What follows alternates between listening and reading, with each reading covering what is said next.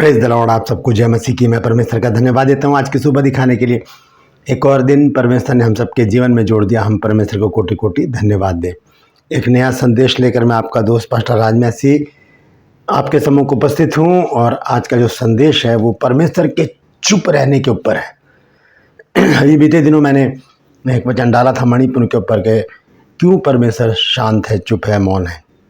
आज हम इस बात को और गहराई से जानेंगे कि क्या वजह होती है कि परमेश्वर शांत हो जाता है, चुप हो जाता है। दो उदाहरण मैं आपके सामने रखूंगा बाइबल से। ज़्यादा हो सकते हैं, आप भी ढूंढ कर लिख सकते हैं, लेकिन ये दो बातें हैं जो मैं आज आपके सामने रखूंगा कि क्यों परमेश्वर मौन हो जाता है।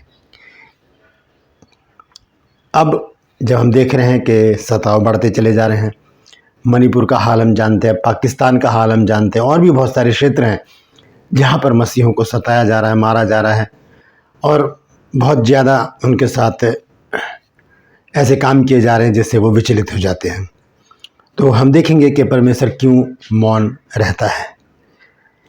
इससे पहले कब मौन हुआ था परमेश्वर, हम वचन से जानेंगे। तो बने रहिएगा मेरे साथ और पूरा संदेश सुनिए और इसे शेयर भी कीजिए ताकि और भी लोग इन बातों को जान सकें। ट्रूपर्स में आज का सवाल बहुत आसान है, जानते हैं आप लोग, उसे ज़रूर बताएंगे, मुझे पता है। सवाल है कि कनान देश में कौन थे वो दो लोग जो जाने पाए थे। बाकी सब रह गए थे, मर गए थे बहुत से लोग, लेकिन दो ही लोग थे जो वहाँ जा पाए थे। अगर जानते हैं उनके नाम तो कमेंट्स में लिख दीजिए, नहीं तो डिस्क्रिप्शन में आपको इस सवाल का जवाब मिल जाएगा। Praise the Lord. एक छोटी सी प्रार्थना करके आज के वचन को मैं शुरू करूँगा। प्रभु जी, मैं धन्यवाद देता हूँ आज की सुबह दिखाने के लिए, और विनती करता हूँ प्रभु जी आज के वचन को भी शेयर करने में मेरी मदद सहायता कर। मेरे होठों को, मेरे दिल दिमाग को छूकर ब्लेस कर। मेरी आत्मा और मेरा शरीर तेरे ही कब्जे में रहे, ताकि बोलने वाला मनुष्य नहीं बल्कि तेरा आत्मा हो। जो भी गुड़ भेद की बातें आज के इस वचन में छिपी है वो हम पे प्रकट करना प्रभु, ताकि हम लोग जानें कि तेरी इच्छा क्या है और अपने जीवन को उसी के अनुसार गुजारने वाले बन सकें। जितने लोग इस वचन को देख रहे हैं, सुन रहे हैं, उन सब पर मैं तेरी आशीष बोलता हूँ। हर एक को समझ बुद्धि ज्ञान दे प्रभु जी।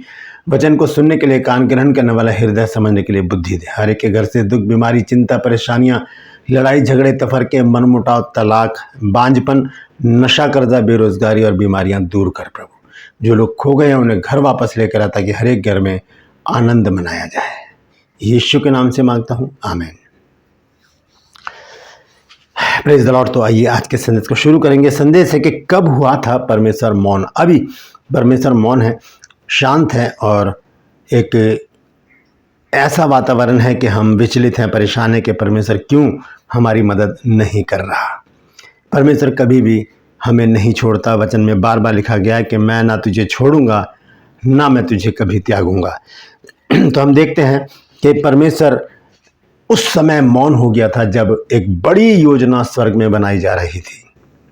परमेश्वर कब मौन होता है? जब एक बड़ी योजना को अंजाम देने वाला होता है। एक बड़ा प्रोग्राम, एक बड़ा धमाका, एक बड़ी योजना मनुष्य के सामने रखी जाती है, जिससे कि मनुष्य की आंखें फटी की फटी रह जाती हैं, सोचने पर मजबूर हो जाते हैं कि हुआ तो हुआ क्या।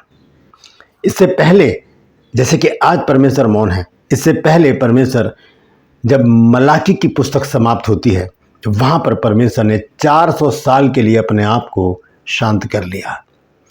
400 साल लगे मती और मलाकी के बीच के समय को, जिसे कहा जाता है मध्यकाल। ये मध्यकाल था और इसमें 400 साल लगे। इसमें उस समय ना तो कोई भविष्यवाणी हुई, ना कोई वचन लिखा गया। क्यों? क्योंकि स्वर्ग में एक बहुत बड़ी योजना बनाई जा रही थी, और वो योजना थी मनुष्य के उद्धार की योजना। क्योंकि कोई उद्धार करता नहीं था, मनुष्य पाप में बढ़ता चला जा रहा था। तब परमेश्वर ने योजना बनाई और अपने पुत्र प्रभु यीशु मसीह को इस संसार में भेजा। जब मलाकी की पुस्तक खत्म होती है, उसके बाद शुरू होती है मती रचित सुसमाचार की पुस्तक। नया नियम वहाँ से शुरू होता है, और यहीं से शुरू होता है वो धमाका जो परमेश्वर ने किया, और वो है प्रभु यीशु मसीह का जन्म। 400 साल तक परमेश्वर मौन रहा। 400 साल तक परमेश्वर चुप रहा, शांत रहा, क्योंकि वो एक बड़ी योजना को बना रहा था। मनुष्य की भलाई के लिए परमेश्वर को शांत रहना पड़ता है। परमेश्वर अपनी तरीके से काम करता है। हम सोचते हैं कि परमेश्वर अभी कर दे, हमारी तरह कर दे, लेकिन परमेश्वर ऐसा नहीं करता। परमेश्वर मौके देता है मनुष्य को कि वो सुधर जाए, लेकिन जब नहीं सुधरते तो क्या होता है? परमेश्वर फिर उन्हें समझाता है, और परमेश्वर के समझाने का तरीका बहुत अलग है।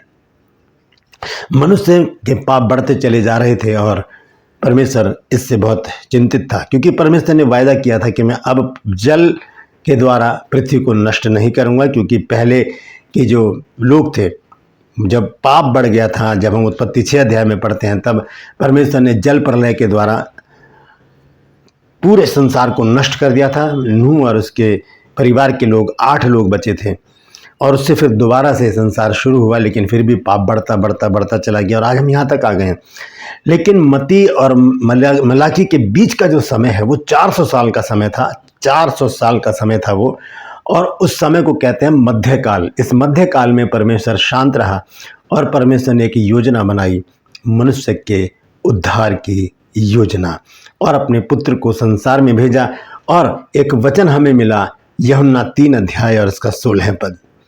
वहाँ पर लिखा है कि परमेश्वर ने जगत से ऐसा प्रेम रखा कि उसने अपना इकलौता पुत्र दे दिया, ताकि जो कोई उसके ऊपर विश्वास करे वो नाश न हो परंतु अनंत जीवन पाए। ये योजना स्वर्ग में बनाई जा रही थी कि यीशु मसीह के ऊपर विश्वास करेंगे और हम पापों से बच जाएंगे, मरने से बच जाएंगे, हमें अनंत जीवन मिलेगा और हम परमेश्वर के साथ स्वर्ग में रहने लायक बन जाएंगे।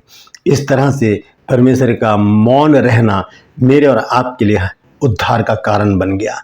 अगर परमेश्वर उस समय मौन ना रहता तो पता नहीं क्या होता, हम उसी समय नष्ट हो जाते, मलाकी समाप्त होते, हम भी समाप्त हो जाते।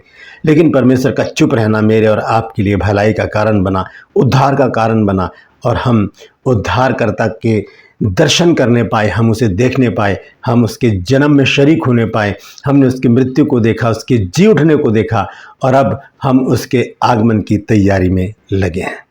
दोस्तों, जब परमेश्वर मौन होता है तो एक बड़ा कार्य होने वाला होता है।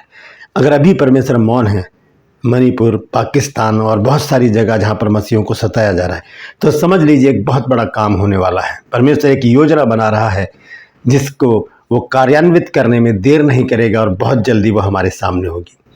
आपको याद होगा बाइबल में एक 2 भाइयों का जिक्र है जिन्हें मुशरिफ बेटा भी कहा जाता है या उड़ाऊ पुत्र कहा जाता है। लूका 15 अध्याय 11 पद से जब हम पढ़ते हैं, 11 से 14 पद तक पढ़ेंगे। देखिए यहाँ पर क्या लिखा है। यहाँ पर लिखा है, लूका रचित सुसमाचार 15 अध्याय 11 से 14 पद तक मैं पढ़ रहा हूँ। देखिए क्या लिखा है।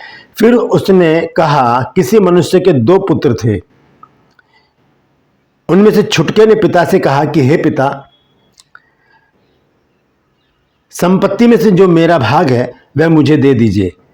उसने उनको अपनी संपत्ति बांट दी, और बहुत दिन ना बीते थे कि छुटका पुत्र सब कुछ इकट्ठा करके दूर देश को चला गया और वहां कुकर्म में अपनी संपत्ति उड़ा दी। जब वह सब कुछ खर्च कर चुका तो उस देश में बड़ा अकाल पड़ा और वह कंगाल हो गया। यहाँ पर भी परमेश्वर मौन रहा। कब तक? जब तक उसका धन, उसकी संपत्ति जो वो अपने पिता से लेकर गया था वो समाप्त नहीं हो गई। परमेश्वर शांत रहा। परमेश्वर देखता रहता है और सही समय पर कार्य करता है। परमेश्वर देखता रहा कि उसकी संपत्ति कब तक चलेगी, क्योंकि अगर पहले ही अकाल डाल दिया जाता तो अपनी संपत्ति से, अपने पैसों से वो सब कुछ खरीद सकता था, उसे अकाल का पता ही नहीं चलता। हम आगे पढ़ते हैं कि जब उसका होश ठिकाने आया तब वो अपने पिता के पास वापस आया।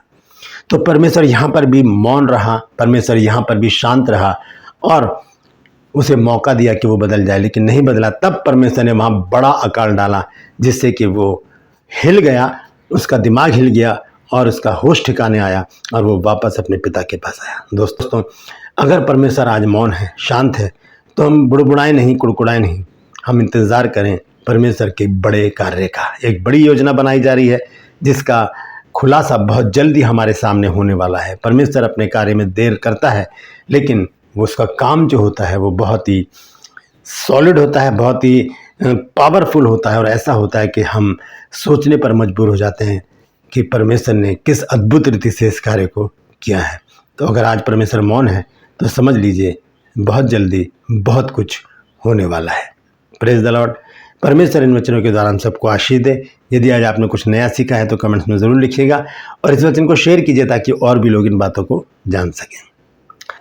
ट्रू पल्स में आज का सवाल है कि कनान देश में कौन से 2 लोग पहुंच पाए थे? नाम क्या है उनके? जानते हैं तो कमेंट्स में लिख दीजिए, नहीं तो डिस्क्रिप्शन में आपको इस सवाल का जवाब मिल जाएगा। मैं आपसे गुजारिश करता हूँ मेरे चैनल्स को सब्सक्राइब कीजिए, बेल आइकन को दबाइए ताकि नोटिफिकेशन आपके पास पहुँचे, नया वीडियो नई जानकारी आपके पास तुरंत पहुँच जाए। मेरे वीडियोज़ को लाइक कीजिए, शेयर कीजिए और कमेंट्स बॉक्स में आकर मुझसे ज़रूर बातचीत कीजिए। Praise the Lord.